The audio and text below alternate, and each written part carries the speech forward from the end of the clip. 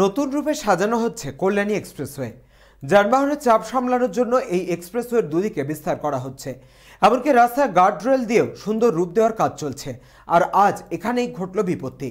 শিবদাসপুর থানার দোগাছিয়া গ্রামের কল্যাণী রোডের সংযোগকারী রাস্তার মুখে গার্ডরেল বসিয়ে আটকে দেওয়া হয়, যার ফলে ওই এলাকার বাসিন্দাদের রাস্তা পারাপার করতে গেলে 2 থেকে 2.5 কিলোমিটার পথ ঘুরে অতিক্রম করতে হবে। রাস্তায় ওই গার্ডরেল তুলে দেওয়ার জন্য বিক্ষোভ দেখাতে থাকেন ওই এলাকার বাসিন্দারা। ঘটনাকে কেন্দ্র করে স্থানীয়রা প্রতিবাদ জানিয়ে অবরোধ করতে গেলে পুলিশ তাদের বাধা দেয়। অভিযোগ, পুলিশ স্থানীয় 2 ব্যবসায়ীকে মারধর করেছে, যদিও পরে পুলিশ পরিস্থিতি নিয়ন্ত্রণে আনে। ঘটনার খবর পেয়ে ঘটনাস্থলে উপস্থিত হয়ে মামুদপুর পঞ্চায়েতের উপপ্রধান বলেন, স্থানীয় বাসিন্দাদের অভিযোগ পেয়ে বিষয়টি গুরুত্ব দিয়ে দেখা হচ্ছে। সেটা হচ্ছে এপার থেকে ওপারে যাতায়াতের জন্য, এই জন্য তারা অনেক দরখাস্তও করেছিল, মন্ত্রী সবাইকে বলেছেন, কিন্তু হঠাৎ এই রাস্তাটা ঘিরে দিচ্ছে, এই জন্যে পাবলিকের একটু অসন্তোষ, সেই পাবলিক জমা হয়েছে এই আর কি। দাবি নিয়ে কি পঞ্চায়েত এগোবে প্রশাসনের কাছে?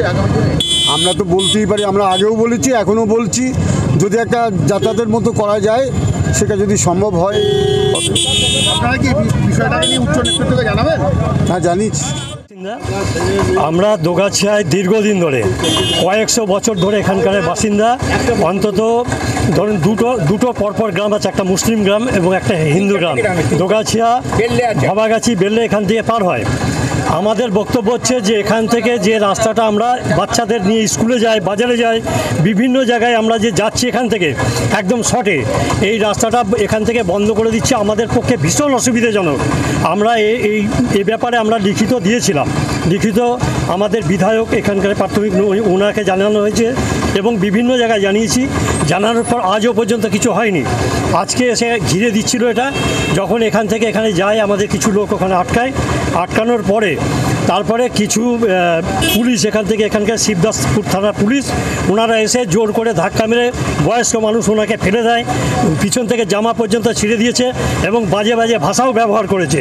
এরপর এই শিবদাসপুর থানার পুলিশ করার পরে এরকম করার পরে ওনারা বলছে ঠিক আছে, আমরা দেখছি কি করা যায়, এই পর্যন্ত বলেছে।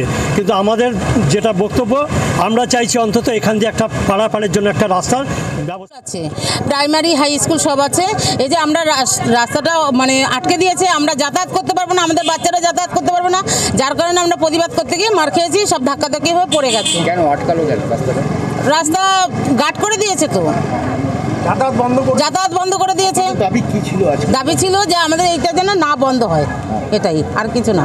পুলিশ জানিয়েছেন প্রশাসনকে জানানো আছে, তারা কি বলছে এবার সেটা আমার উপরে যারা আছে তারা জানে, বলতে পারবে, আমি অতটা বলতে পারবো। এই কথা বলতে বলতে মারপিট হলো। কি জানি বলে, হয়তো কে মেরেছে আমি সেটাও তো বলতে পারবো না। পুলিশ নাকি ডিএসপি কি জানি নাম বললো। আপনাকে ধাক্কা দিল? আমি ওদের ধাক্কা থেকে আমি পড়ে গেছি।